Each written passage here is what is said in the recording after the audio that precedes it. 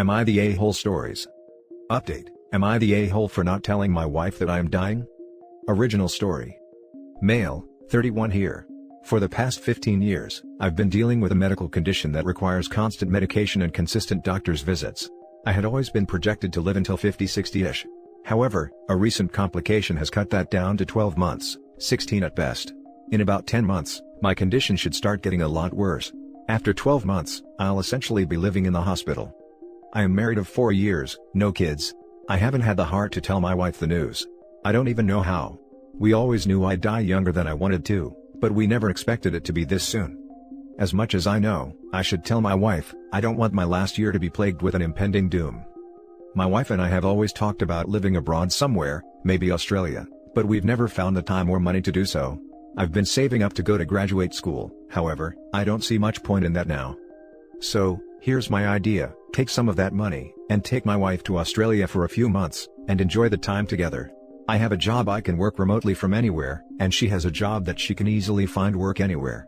We can work part-time, and enjoy our time together. When we get back, or maybe towards the end of it, I will break the news to her. I just wouldn't want the trip to be ruined for us by constant reminders of me dying. I know my wife, and she's very emotional, to the point where I feel like she will be crying every day and not enjoying herself. I want this memory to be a good one for her, and not plagued by my time ticking down. Am I the a-hole for putting off telling her I am dying? Note: I have life insurance that will take care of her, so I am not too worried about spending this money now on this trip. And I plan on talking to her about a sperm bank, just in case she decides she wants my kids in the future, as well as premise birthday cards and other things for her to have. Top comments before we read the update. Oh my, as a wife, I would be so livid if my husband knew he was dying and didn't tell me. Of course, I would be devastated too. That's so much emotion to feel all at once. I would want to know, and I think any spouse would want to know too. Not the a-hole, but holy crap, tell her. You'd want her to tell you. Your wife isn't stupid. You spend a bunch of money you were supposed to be saving to go on a trip, she'll know something is up, and that will probably make her worried anyway. Still go on the trip though. No a-holes here, but you should tell her. This really sucks and I'm so sorry that you are facing this. However, if you don't tell her, she will forever look back at the year you spent pursuing your dreams in Australia bitterly, and with hurt. I'm sure it will be an emotional year if you tell her, but at least you give her the opportunity to really savor the next year and hang on to all the happy moments for years to come. No a-holes here. What a crappy situation, and I'm so sorry for you. By all means, tell her. Make this last bit of time count. Spend time just enjoying her.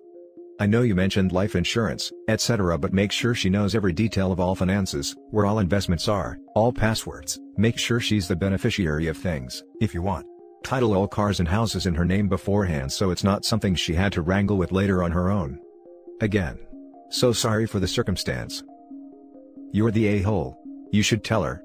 It would kill me to know my husband is going to be dead in 10 to 16 months, but I would want to be able to have that time to drop everything else, and make the most out of that little time I have left.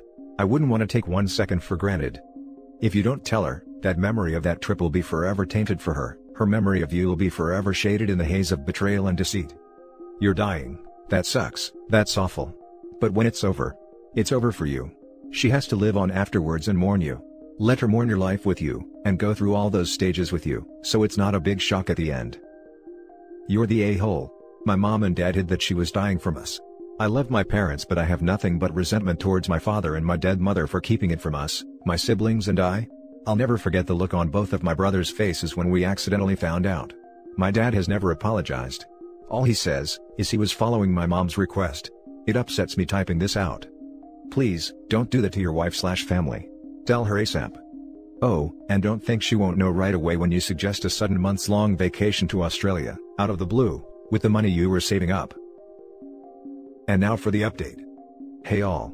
I wasn't sure if I was going to make this update, but things are getting gloomier, and I feel that I owe you guys the closure you deserve for all the help you gave me, as well as the multiple news stories LOL.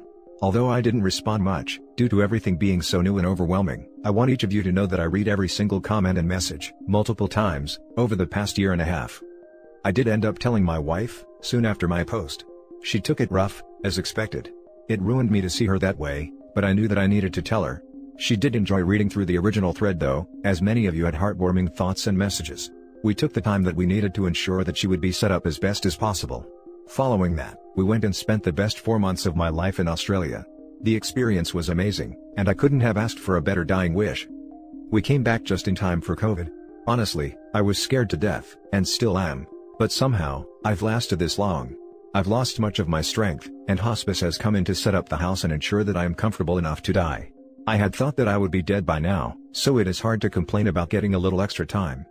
I've left a large collection of greeting cards in possession with a friend, birthdays, first anniversary without me, remarriage, children's birth and birthdays, if she uses my sperm. I didn't tell her about any of these, just because some of these events aren't guaranteed. But I know that they can help if the time comes around. Overall, I'm content, about as content as I can be.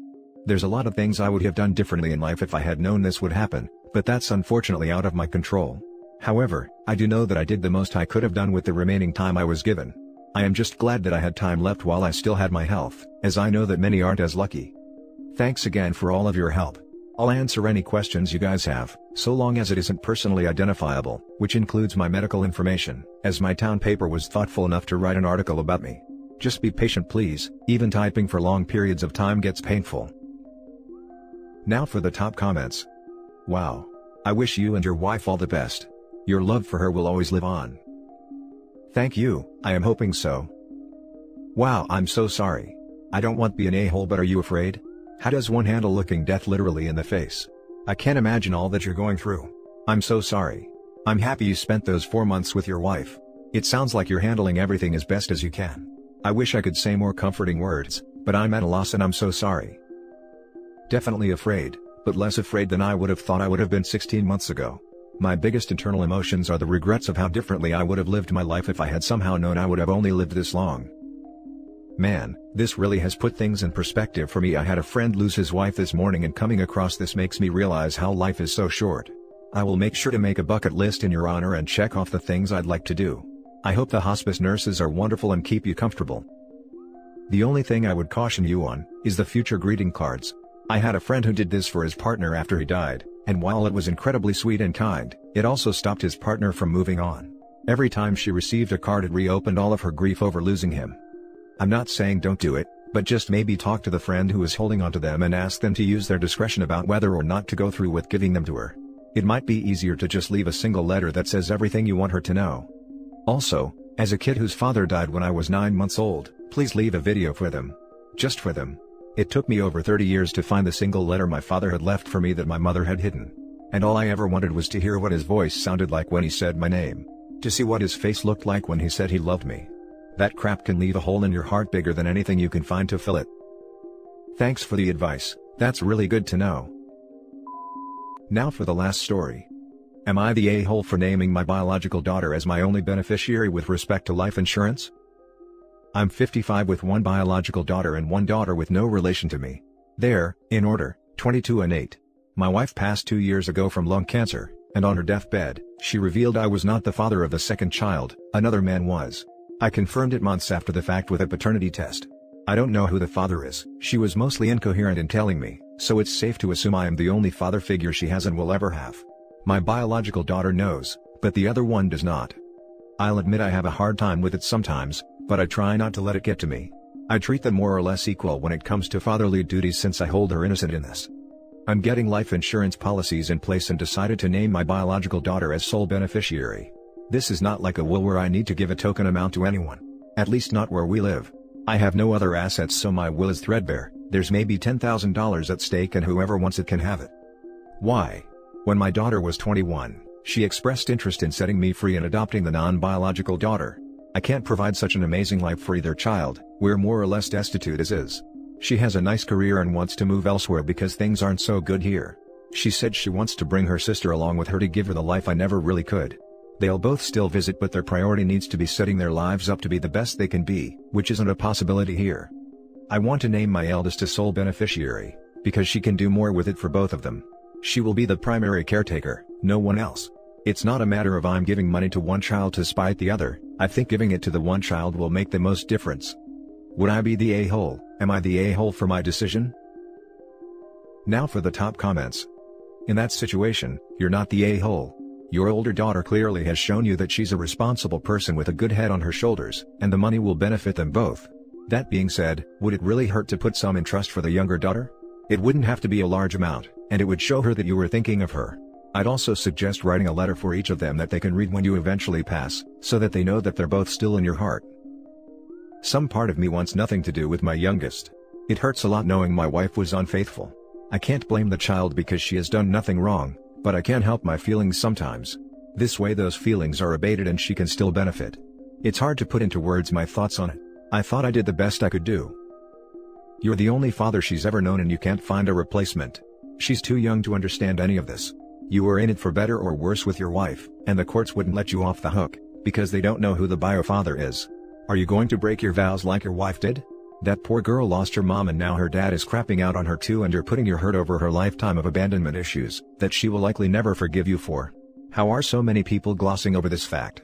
You are her dad in every way that matters. I feel pretty conflicted. Disgusted by you and your wife, sorry immensely that you're a widow because of a terrible horrendous disease, and proud of your oldest for being willing to step up. The only way to not make you the supreme a-hole here is to move with your daughters to a better job and start fresh with your family.